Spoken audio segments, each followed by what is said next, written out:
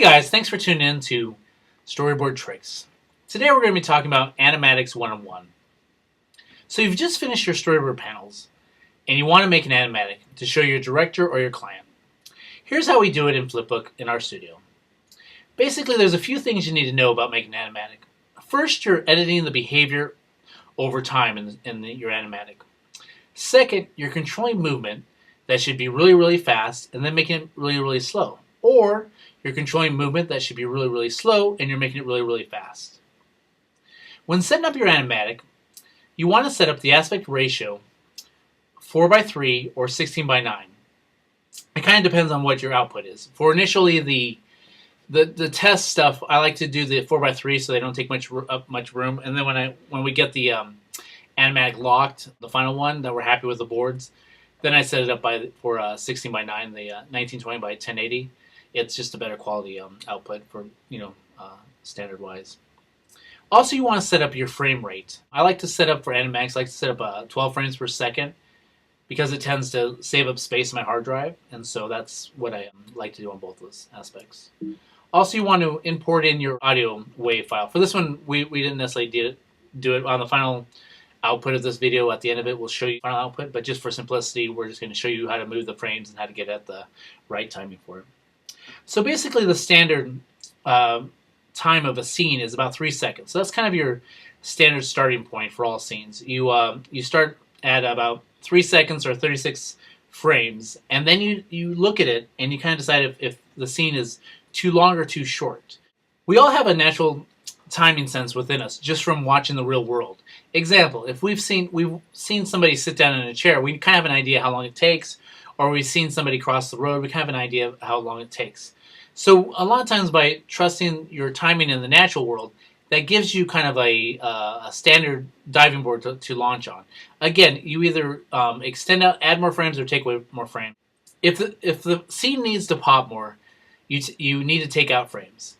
If the scene needs to breathe more, you need to add some frames. That's initially kind of what you're after. Most actions should take about a second. Example, a hand opening from a fist. In our example here, we have a hand opening from a fist. Initially, we gave it 12 frames, but we wanted to speed it up a little bit because we want to show the excitement of the character. So we gave the timing of it a little bit shorter than that. Some basic timing for your 12 frames per second. 12 frames is the standard action timing. If that seems too long, take it down to 9 seconds, which is 3/4 of a second. If that seems too long, take it down to 6 frames, which is half a second. If that seems too long, take it down to 3 frames, which is 1/4 of a second. Incidentally, the nice recoil and anticipation and recoil are 3 frames is a good timing for both of those actions. Let me see if I can demonstrate here on screen. So initially we have the first panel. So what we're going through now is we're just kind of seeing what the action is. We're seeing that the action is basically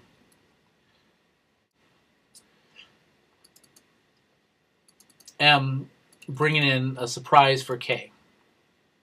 And we see that is roughly a diamond in her hand. So we have an anticipation there. We have the opening of the diamond. We have the reaction of the two characters. We have K's reaction and M's reaction. K and M. And then we have the setup for the reveal of the dragon. Anticipation, action, recoil, dragon, runaway. Okay? So initially what I'm thinking of is I'm going to start off with the standard 1 second rule. So I'm moving all this down to 12 frames. Okay? And initially I'm going to loop that. And loop that. And I'm going to look at it and see if that feels too short. It feels a little fast. Okay? Because we again, this is kind of the opening scene, so we need the audience to have a chance to read what's going on here. And because of the foreshortening of things looking almost at camera, it's a little bit hard to read. So I'm going to give it a little bit more time by bringing it down to 14 frames. So All right, so then I'm moving on to the next panel. So let's see. The next panel is the opening of the hand. So roughly from 14 to 24 is a little bit over, or a little underneath a second is what it is. But because we want it to pop as that action is being revealed that she's showing Kay a diamond, we want to really let the audience see that. So we're going to take that down and do that less than a second. Too long on that action. It just feels drawn out, and so that's why we chose to make that so. The next panel, we're going down to. We need a minute for the audience to read not only what is in the hand of K&M, but also their reaction to it. You'll see that the board artist did this great board of them staring at the diamond, really good eye contact, and also we see kind of Kay's reaction and M's reaction here. So we want to take a little time on that. So we're going to bring that down to 38 frames.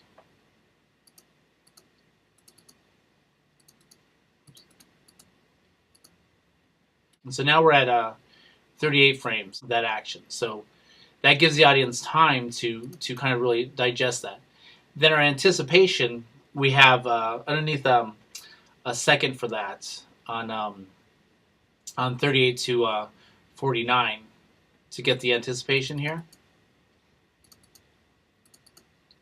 So it's like, we see obviously the nice thing that the board artist did. We see Kay's reaction, which is horror. We see M's reaction, which is just utter joy on causing chaos. She doesn't really know what chaos she's causing, but in a minute we'll see what trouble she puts Kay in.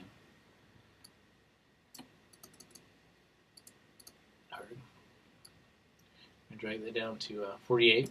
So that gives us enough time to appreciate panel on frame 38. Now, because we want the audience to be a little bit surprised, this last reaction, we're going to shorten the time on that one and basically be underneath a second as we're giving the audience a chance to absorb this information. Because that way when we go into the wide shot, we're helping to move the story along on that. We go into a wide shot. We see the body language of K and M. K's begin to get horrified because they know that M's up to something. We do a recoil, which is underneath the second. Oops. And that quick, we have a recoil or anticipation, sorry, and then a recoil here on this one where we see that M is about to reveal where she got her diamond from. So we don't want anticipation. And then we go into a little bit longer time. M revealing where the diamond came from as we see her point screen left.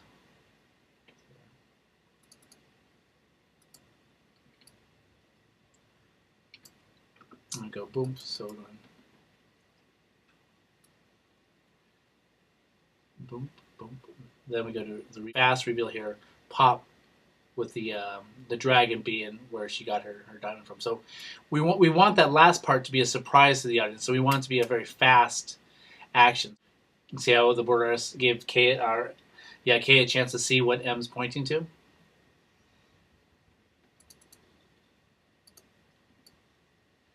We bring that down to about a second, a little bit underneath a second to see what's happening there, to pop it.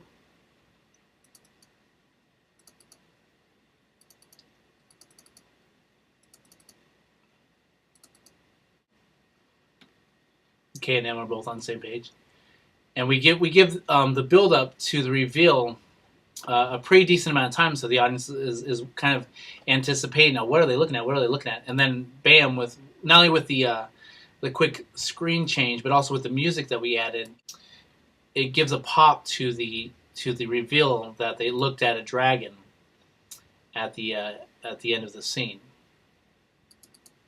And honestly, a lot of this is a mixture between trial and error. So then we pop to reveal M stole the jewel from, and thus we also put in the growl of the dragon.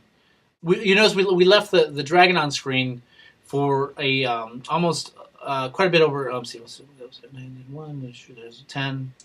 So it's about but it's over 2.5 seconds, just to give the audience a chance to react to what the monster is in sync. So here's a little bit of the rough cut without the audio, and then I'll show you the audio after this. So anticipation, time to read it. Oh, that's nice. Oh, what the? Dun, dun, dun. Just bam. Then the dragon's there. And roar moves on.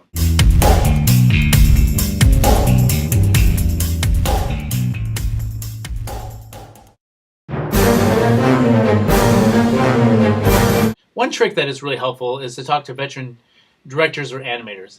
They have a sense of timing that has been fine-tuned over the years of working on many, many scenes, and sometimes their eyes will catch things that you just aren't unaware of. If you don't have anyone to run your scene by, please comment and leave a link below, and we'll see if we can get back to you in time. Thanks for tuning in to Storyboard Tricks. I hope this is helpful, and please like and subscribe, and share this to friends that you think can use this. Thanks a lot. Talk to you soon.